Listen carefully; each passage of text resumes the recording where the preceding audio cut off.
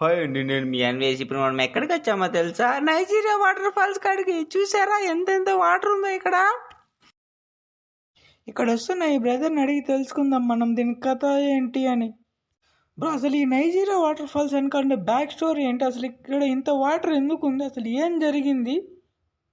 Water falls అన్నకు water ఉంటుంది రా, ఇంకేముండదు రా. ఎరినా అలా దాస్గా ఎక్కువైపోయారు ఈ మధ్య. హాయ్ ఫ్రెండ్స్, ఇప్పుడు మనం జపాన్లో ఉన్నాం. చూసారుగా చలికాలం కాబట్టి ఇలా మంచు ఎలా పడుతుందో.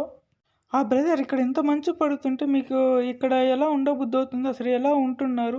అసలు ఇక్కడ ఇంత మంచు పడడానికి గల కారణాలు ఏంటి? మంచు పడుతుంది, చలిగా ఉంటుంది కాబట్టి స్వెటర్ వేసుకున్నా. మళ్ళీ ఎలా ఉంటుంది అంటావు ఏంటి?